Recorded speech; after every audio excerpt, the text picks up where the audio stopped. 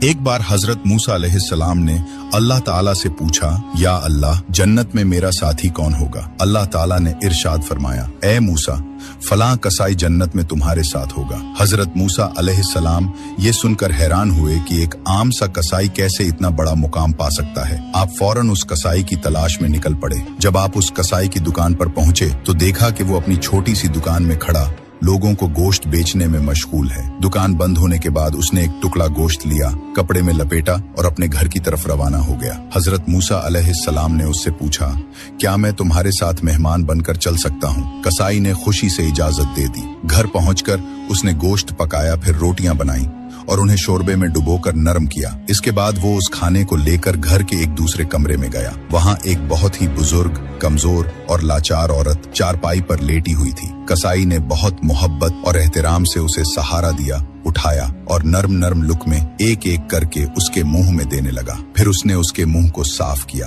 کھانا کھلانے کے بعد اس بوڑھی عورت نے اس کے کان میں کچھ کہا۔ کسائی مسکرا دیا اور پھر اسے آرام سے لٹا کر کمرے سے باہر نکل آیا۔ یہ سب دیکھ کر حضرت موسیٰ علیہ السلام نے اس سے پوچھا، یہ عورت کون ہے اور اس نے تیرے کان میں ایسا کیا کہا جس سے تو مسکرا دیا؟ کسائی ادب سے بولا، اے اجنبی، یہ میری امی ہے۔ جب بھی میں گھر آتا ہوں سب سے پہلے ان کی سیوا کرتا ہوں۔ میں جو کچھ بھی کرتا ہوں سب سے پہلے انہی کے لیے کرتا ہوں۔ ہر روز یہ مجھ سے خوش ہو کر مجھے دعا دیتی ہیں، یا اللہ، میرے بیٹے کو جنت میں موسیٰ علیہ السلام کا ساتھ نصیب فرما۔ جب بھی یہ دعا دیتی ہیں میں بس مسکرا دیتا ہوں اور سوچتا ہوں، میں کہاں اور موسیٰ علیہ السلام جیسے اللہ کے نبی کہاں۔ حضرت موسیٰ علیہ السلام کی آنکھیں نم ہو گئیں۔ آپ نے محسوس کیا کہ ایک ماں کی دل سے نکلی دعا اللہ کے دربار میں کتنی مقدس اور مقبول ہوتی ہے۔